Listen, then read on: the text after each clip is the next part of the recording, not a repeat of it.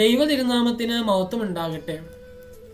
ഒന്ന് യോഹന്നാൻ 4:3 യേശുവിനെ സ്വീകരിക്കാത്ത യാതൊരു ആത്മാവും ദൈവത്തിൽ നിന്നുള്ളതല്ല.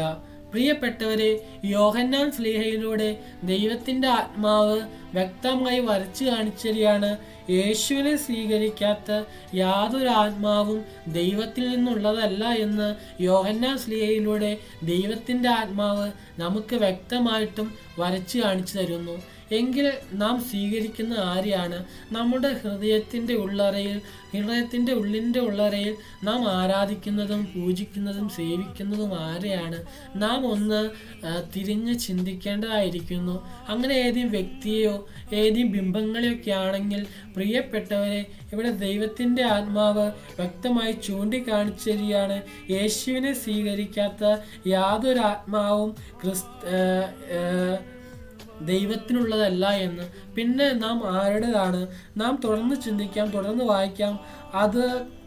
അത് എതിർ ക്രിസ്തുവിൻ്റെ ആത്മാവ് തന്നെ. അത് വരുമെന്ന് നിങ്ങൾ കേട്ടിട്ടുണ്ടല്ലോ, അത് ഇപ്പോൾ തന്നെ ലോകത്തിലുണ്ട് എന്ന്. പ്രിയപ്പെട്ടവരെ, എതിർ ക്രിസ്തുവിൻ്റെ ആത്മാവ് ഇന്ന് ഈ ഭൂമിയിൽ കർത്തൃത്വം നടത്തുന്നുണ്ട്. പ്രിയപ്പെട്ടവരെ, നാം അതുകൊണ്ട് ഹൃദയത്തിൻ്റെ ഉള്ളറയിൽ ആരെയാണ് പൂജിക്കുന്നത്? ഏതെങ്കിലും വ്യക്തിയെയാണെങ്കിൽ, ഏതെങ്കിലും ബിംബങ്ങളെയാണെങ്കിൽ പ്രിയപ്പെട്ടവരെ, നാം എതിർ ക്രിസ്തുവിനുള്ളതാരാണെന്ന് ദൈവത്തിൻ്റെ ആത്മാവ് ഇവിടെ വ്യക്തമായി വരച്ചു കാണിച്ചു തരികയാണ്. പ്രിയപ്പെട്ടവരെ, ഗലാത്യർക്ക് ലേഖനത്തിൽ നമ്മുടെ കർത്താവ് നമ്മോട് പറയുന്നു, ഗലാത്യർ ലേഖനത്തിൽ നമ്മുടെ കർത്താവ് നമ്മോട് പറയുകയാണ് ആത്മാവിൻ്റെ ഫലങ്ങളെക്കുറിച്ച്.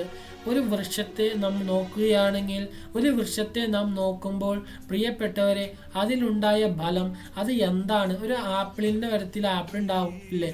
ഒരു പ്ലാവിൽ ചക്ക ഉണ്ടാവില്ലേ? ഒരു മാവിൽ മാങ്ങ ഉണ്ടാകുമ്പോൾ നമുക്ക് തിരിച്ചറിയാൻ പറ്റും. കാണുമ്പോൾ നോക്കുമ്പോൾ നമുക്ക് തിരിച്ചറിയാൻ പറ്റും. അതുപോലെ തന്നെ ഒരു വ്യക്തിയെ നോക്കുമ്പോൾ പ്രിയപ്പെട്ടവരെ, അവൻ ദൈവത്തിനുള്ളവനാണോ എന്ന് വ്യക്തമായി തിരിച്ചറിയാനുള്ള ദൈവത്തിൻ്റെ അറിയാനുള്ള ഒരു വ്യക്തമായ അടയാളം ഇവിടെ ഗലാത്യ ലേഖനത്തിൽ നമ്മുടെ കർത്താവ് നമ്മോട് പറയാണ്, അല്ലെങ്കിൽ നമ്മുടെ ഉള്ളിൽ കർത്താവ് പറയാണ്, നമ്മുടെ ഉള്ളിൽ ദൈവത്തിൻ്റെ ആത്മാവ് വരുമ്പോൾ ഉണ്ടാകുന്ന അനുഭവം എന്താണെന്ന് ഇവിടെ ഗലാത്യ ലേഖനത്തിൽ കർത്താവ് നമ്മോട് പറയാണ്. അത് സ്നേഹം, സന്തോഷം, സൗമ്യത, ഇന്ദ്രിയജയം, പരോപകാരം, വിശ്വസ്ത, സൗമ്യത, ഇന്ദ്രിയജയം. പ്രിയപ്പെട്ടവരെ, ഈ 7 കാര്യങ്ങൾ പ്രിയപ്പെട്ടവരെ നമ്മുടെ ഉള്ളിൽ വരുമ്പോൾ ദൈവത്തിൻ്റെ ആത്മാവ് നമ്മളിൽ വരുന്നു, അഥവാ യേശു ക്രിസ്തു നമ്മളിൽ കർത്തൃത്വം നടത്തുന്നു. പ്രിയപ്പെട്ടവരെ, ഇന്ന് പക്ഷേ നമ്മുടെ ലോകപരമായ ജീവിതത്തിൽ നാം തിരിഞ്ഞ് ശോധന ചെയ്യുമ്പോൾ പലപ്പോഴും കഷ്ടങ്ങളുടെയും ഞെരുക്കത്തിൻ്റെയും അല്ലെങ്കിൽ ഏതെങ്കിലും ഓഫീഷ്യൽ ലൈഫിൽ വളരെ തിരക്കിട്ട ജീവിതത്തിൽ പലപ്പോഴും നാം നമ്മുടെ കാൽവെപ്പുകൾ നടന്നു പോകുമ്പോൾ പ്രിയപ്പെട്ടവരെ, നമുക്ക് പലപ്പോഴും ഈ 7 കാര്യങ്ങൾ ദൈവത്തിൻ്റെ ആത്മാവിനെ സ്വീകരിക്കാത്ത വണ്ണം, നമുക്ക് അതിന്മേൽ ജയം കിട്ടാത്ത വണ്ണം, പാവത്തിന്മേൽ ജയം കിട്ടാത്ത വണ്ണം നാം പലപ്പോഴും ഞെരുങ്ങുന്ന അവസ്ഥ എൻ്റെയും നിങ്ങളുടെയും ജീവിതത്തിൽ ഉണ്ടാവുന്നുണ്ട്. ഇവിടെ വീണ്ടും ഒന്ന് യോഹന്നാൻ എഴുതിയ സുവിശേഷം 1 യോഹന്നാൻ 4 അതിൻ്റെ 4 പറയുന്നു, നിങ്ങളിലുള്ളവൻ ലോകത്തിനുള്ളവനേക്കാൾ വലിയവനല്ലോ എന്ന്.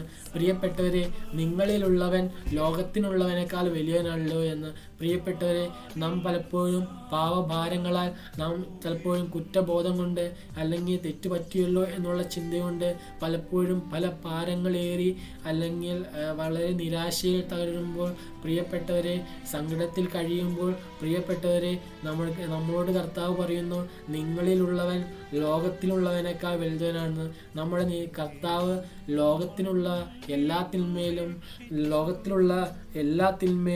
വലിയവനാണ് എന്ന്. ഇവിടെ യെശയ്യാ പ്രവചനം 12:2 ഇതാ ദൈവം എൻ്റെ രക്ഷ, ഞാൻ അങ്ങയിൽ ആശ്രയിക്കും, ഞാൻ ഭയപ്പെടുകയില്ല.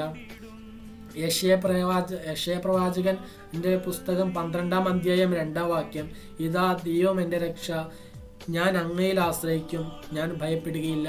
പ്രിയപ്പെട്ടവരെ, ഇന്ന് നാം ശോധന ചെയ്യുമ്പോൾ, നാം നമ്മെ തന്നെ ശോധന ചെയ്യുമ്പോൾ നമ്മളിൽ ഉറച്ച തീരുമാനം ഉണ്ടായിരിക്കേണ്ടതാണ്. ഏതാണ് ആ ഉറച്ച തീരുമാനം? ഇതാ ദൈവമാണ് എൻ്റെ രക്ഷ. പലപ്പോഴും നമ്മുടെ രക്ഷകൻ ആരാണ്? നാം പലപ്പോഴും മാനുഷികമായിട്ട് വല്ല കേസ് വന്നാൽ പോലീസ് സ്റ്റേഷനിൽ പോകണം, പക്ഷേ അല്ലെങ്കിൽ കോടതി അങ്ങനെ എല്ലാം ഉണ്ട്. എങ്കിലും നമ്മുടെ ചിന്തിക്കുമ്പോൾ നാം രക്ഷകനായി കാണുന്നത്, രക്ഷയെ ആരാധിക്കുന്നത് ആരെയാണ്? പ്രിയപ്പെട്ടവരെ, യെശയ്യാ പ്രവാചകന് ഒരു ബോധ്യമുണ്ടായിരുന്നു. ദൈവമാണ് എൻ്റെ രക്ഷ, ഞാൻ അങ്ങയിൽ ആശ്രയിക്കും, ഞാൻ ഭയപ്പെടുകയില്ല. പ്രിയപ്പെട്ടവരെ, ഈ ബോധ്യം, ഈ സമർപ്പണം നമ്മെ ആധികാരികമായി നമ്മളിൽ സ്ഥാനം വഹിക്കേണ്ടതായിരിക്കുന്നു. ആ ബോധ്യം നമ്മളിൽ വളരേണ്ടതായിരിക്കുന്നു. കർത്താവായ യേശുക്രിസ്തുവിൻ്റെ സകല നന്മകളും ഉണ്ടാകട്ടെ എന്ന് ഉണ്ടാകുവാൻ തക്കവണ്ണം നമ്മുടെ ജീവിതത്തെ ശോധന ചെയ്യേണ്ടതായിരിക്കുന്നു. പ്രിയപ്പെട്ടവരെ, നാം തുടർന്ന് ചിന്തിക്കാം.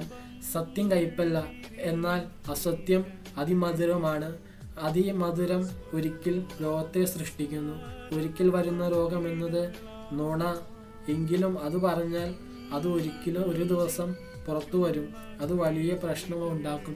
പ്രിയപ്പെട്ടവരെ, ഈ ബൈബിൾ വാക്യമൊന്നുമല്ല കേട്ടോ. സത്യം ഒരിക്കലും കയ്പല്ല, പക്ഷേ അസത്യം അതിമധുരമാണ് എന്ന് ഒരു ചിന്തകൻ നമ്മോട് പറഞ്ഞിട്ടുണ്ട്. പ്രിയപ്പെട്ടവരെ, അതുകൊണ്ട് നമുക്ക് സ്റ്റേറ്റ് ഫോർവേഡ് ആവാം, എല്ലാത്തിനും നേർവഴി ആയി മുന്നോട്ട് പോകാം. പ്രിയപ്പെട്ടവരെ, ഇപ്പോൾ ഒരു നുണയൊക്കെ പറയുകയാണെങ്കിൽ, ആ ചിന്തകൻ പറയാണ്, ഒരു നുണയൊക്കെ പറയുകയാണെങ്കിൽ ആ നുണ എന്തായാലും ആദ്യമൊക്കെ ഒന്ന് മധുരമായി തോന്നിയാലും എന്തെങ്കിലും ഒരിക്കൽ അത് പുറത്തു വരുമെന്ന്. അതുകൊണ്ട് നമുക്ക് എപ്പോഴും സത്യത്തിൻ്റെ വഴിയിൽ സ്ട്രെയിറ്റ് ഫോർവേഡായി പോകാം. അതിന് ദൈവത്തിൻ്റെ കൃപ നമ്മളിൽ നിറയേണ്ടതായിരിക്കുന്നു. ആ കൃപ ചൊരിയാൻ തക്കവണ്ണം ദൈവം നമ്മളുടെ മേൽ കരുണയുണ്ടാകട്ടെ എന്ന് ആശംസിക്കുന്നു. ദൈവം നാം മാത്രം ഉയർത്തപ്പെടുമാറാകട്ടെ.